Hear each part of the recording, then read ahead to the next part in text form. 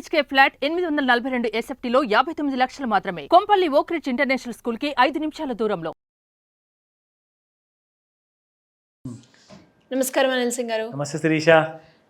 Investment గురించి మనం మాట్లాడుకున్నప్పుడు మన భారతదేశంలో చూసుకుంటే మిడిల్ క్లాస్ అలాగే లోవర్ మిడిల్ క్లాస్ వాళ్ళే ఎక్కువగా ఉన్నారు. అంటే చిన్న జీతం నెలకు ఒక 25,000 వచ్చే వాళ్ళే ఎక్కువగా ఉన్నారు. సో వాళ్ళను ఉద్దేశించి వాళ్ళకు కూడా కోటీశ్వర్లు అవ్వాలి అన్న కోరిక వాళ్ళకు కూడా ఉంటుంది. కాబట్టి ఆ జీతంతో వాళ్ళు ఒక ప్రాపర్ ఇన్వెస్ట్మెంట్లో కనుక ప్లాన్ చేసుంటే వాళ్ళకు కూడా కోటీశ్వర్లు అయ్యే ఛాన్సెస్ ఉన్నాయంటారా సార్? ఇది చాలా కన్సర్నింగ్ విషయం అండి. ఎందుకంటే ఎంతోమంది చిన్న ఉద్యోగాలు చేసేవాళ్ళు కొన్ని లక్షల్లో కాదు కోట్లలో ఉన్నారు.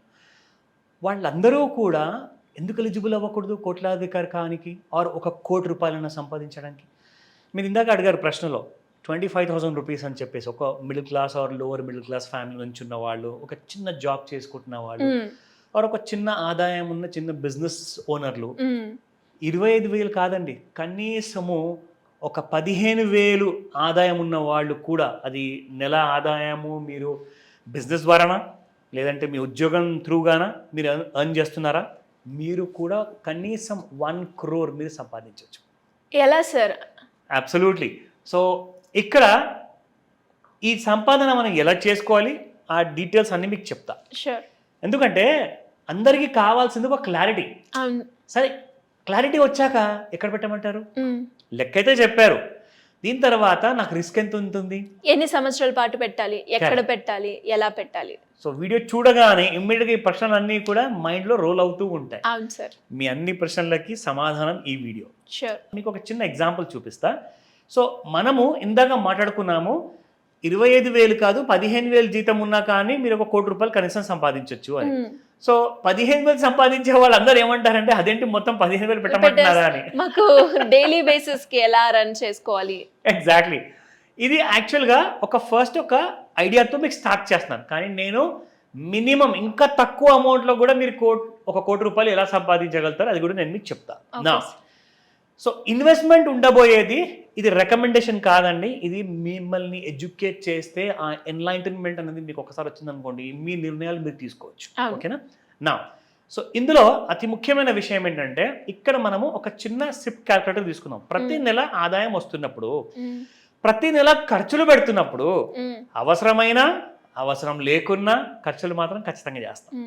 అది సినిమాల, షికార్ల, హోటల్లోనా, ఇంట్లోనా, ఎక్కడో ఒక చోట్లో కావాల్సిన విధంగా మనము స్పెండ్ చేస్తున్నాము.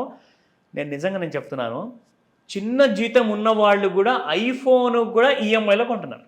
అవును సార్, ట్రూ. నిజంగా నేను చూసా.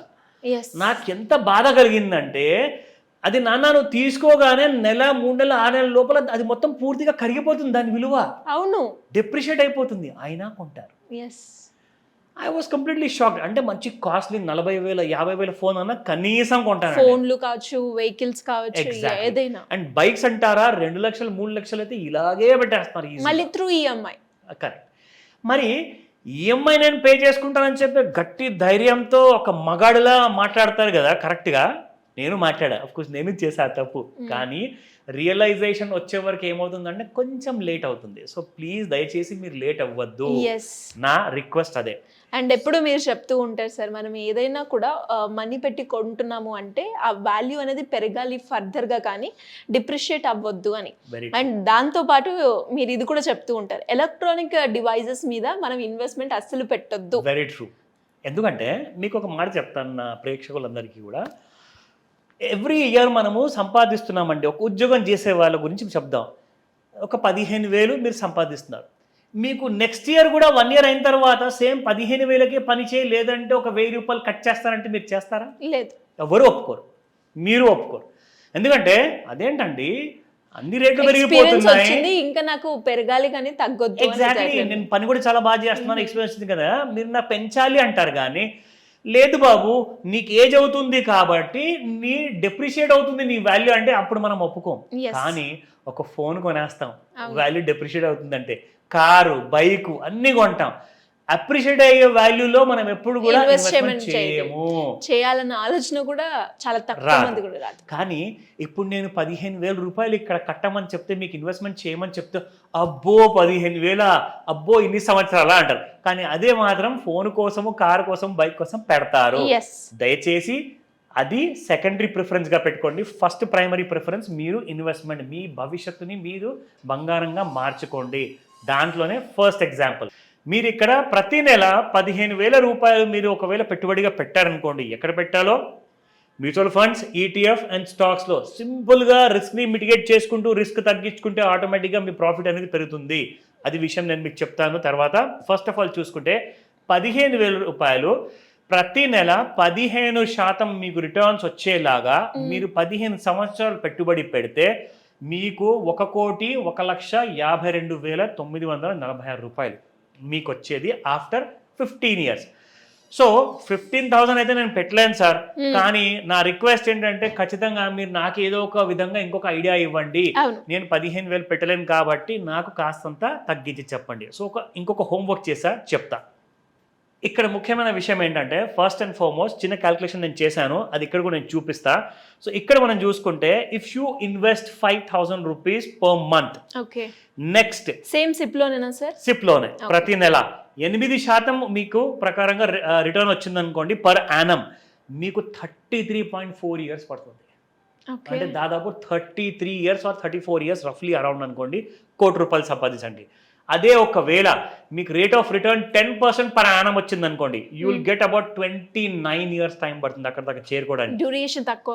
అబ్సల్యూట్లీ. మీరు అదే ఒకవేళ మీ రేట్ ఆఫ్ రిటర్న్ ఒకవేళ 12% చేసుకున్నారు అనుకోండి పర్ యానం, మీకు 25 ఇయర్స్ పడుతుంది. సో ఇక్కడ నేను మీరు 15,000 ప్రతి నెల పెట్టుబడి పెడితే 15% ఉందని కదా, I will change this. So ఒక్కసారి మీకు చేంజ్ చేస్తే ఒక ఐడియా వస్తుంది ఇక్కడ. సో 5,000 రూపీస్ ప్రకారంగా పర్ మంత్ ప్రతి నెల, ఇది చాలా డిఫికల్ట్ జర్నీ అండి. ఒక విషయం చెప్తాను, మనము ప్రతి వస్తువు కొనుక్కొని ఆ వస్తువుని మనము ఎక్స్పీరియన్స్ చేస్తాం కాబట్టి దానికోసం సంవత్సరం కాదు 10 సంవత్సరాలు 20 సంవత్సరాలు కూడా మనము ఇన్వెస్ట్మెంట్ చేస్తాం. అంటే వస్తువు కొనడానికి ఆర్ ఇల్లు కొనడానికి హోమ్ లోన్ తీసుకుంటారు. 20 to 25 ఇయర్స్ అయితే అందరూ తీసుకుంటారండి టెన్యూర్. కానీ పెట్టుబడి కోసము నాకు ₹1,00,00,000 సంపాదించడానికి మీరు ఇన్ని సంవత్సరాలు ఎందుకు పెట్టమంటున్నారు? కనీసం దాన్ని 5 ఇయర్స్ చేయండి, 4 ఇయర్స్ చేయండి, ఆర్ 1 ఇయర్లో నాకు కోట్లాధికారి అవుతానా అని అడుగుతారు. ఇందులో కాస్తంత పేషెన్స్ మీరు పెట్టారనుకోండి, మీరు కొన్న ఇల్లు అన్ని టైమ్స్ మీకు పెరగదు, కానీ మీకు ఇక్కడ పవర్ ఆఫ్ కంపౌండింగ్ వల్ల మీకు వచ్చే రాబడి with just an investment of 5,000తో per month at the rate of 15% with in 22 years. జనరల్గా అందరూ అంటారండి పిల్లల కోసము నేను ఫ్యూచర్ ప్లానింగ్ చేయాలి, ఎడ్యుకేషన్ కోసం ఇన్వెస్ట్మెంట్ చేయాలంటారు కదా. పిల్లలు పుట్టగానే మీరు ఇమ్మీడియట్గా ఒకవేళ ఆ ఇన్వెస్ట్మెంట్ ప్లానింగ్ చేసుకుంటేలే by the age of their 22 years you are making them a millionaire లిటరల్గా నేను చెప్తే. ఎందుకంటే ఒక కోట్లాధికారి అవ్వాలి అంటే it's not a easy job. అది మీరు ఒక పకడ్బందీ ప్లాన్తో మీరు చేయగలుగుతారు, అది కూడా just with 5,000 rupees investment. So పిల్లల్ని మనం పెరుగుతూ చూస్తున్నప్పుడు ఏమవుతుందంటే ఈ టైం అనేది ఈజీగా గడిచిపోతుంది. ఇది ఒక బరువులా అనిపించదు. ఈ రోజు మీకు 5,000 కాస్త గిచ్చినట్లు అనిపించినా రాబోయే సంవత్సరంలో ఈ 5,000 విలువ ఏముండదండి. బికాస్ ఆఫ్ మన ద్రవ్యోల్బణం కానివ్వండి, what we call it as inflation, అది పెరుగుతూనే ఉంటుంది. కాబట్టి మీకు అప్పుడు 5,000 అనేది చాలా చిన్న విలువగా అనిపిస్తుంది. సో ఇలాంటి మార్గాల కోసం ఖచ్చితంగా ఏదైనా డౌట్స్ ఉంటే మాత్రం ఖచ్చితంగా నన్ను కన్సల్ట్ చేయొచ్చు. Anyways great news sir, great information. మరి ఇలా ఎవరికైనా కూడా ఈ స్కీమ్స్ గురించి ఇన్ఫర్మేషన్ తెలుసుకోవాలి అన్న, అప్పుల నుంచి బయటపడాలి అనుకున్నా, మీ క్లాస్ అటెండ్ అవ్వాలి అంటే ఏ విధంగా అప్రోచ్ అయ్యే ఛాన్స్ ఉందంటారు సార్? స్క్రీన్ పైన కనిపిస్తున్న నంబర్కి మీరు కాల్ చేయండి. నంబర్లో ఒకవేళ బిజీ వచ్చినా ఆర్ రెస్పాన్స్ లేకున్నా కానీ మీరు వాట్సాప్ మెసేజ్ పెట్టండి. అండ్ ఇందులో క్లాస్ గురించి నేను చెప్తాను. ఈ మంత్ ఎండ్లో మీకు ఒక కండెన్స్డ్ ఫార్మాట్లో ఒక స్పెషల్ మాస్టర్ క్లాస్ ఉండబోతుంది. ఎలాంటి అప్పులు కానివ్వండి, ఫ్యూచర్ ప్లానింగ్ కానివ్వండి, ఇప్పుడు మీరు అందరూ రిటైర్ కాబోతున్నారు, రిటైర్మెంట్ ప్లానింగ్ కూడా చేసుకోవాలి, ఇన్వెస్ట్మెంట్స్ చేయాలి. సో ఇవన్నిటికీ కోసము మీరు ఇమ్మీడియట్గా నాతో పర్సనల్గా కలవచ్చు ఆఫ్లైన్ క్లాస్లో, లేదంటారా ఆన్లైన్ క్లాస్లో కూడా ఈ మొత్తం డీటెయిల్స్ అన్ని మీరు నేర్చుకోవచ్చు. ఈ డీటెయిల్స్ అన్నిటికీ కోసం ఇమ్మీడియట్గా కాల్ చేసి రిజిస్టర్ చేసుకోమని చెప్తాను Sirisha. Thank you sir, thank you so much. Welcome Sirisha.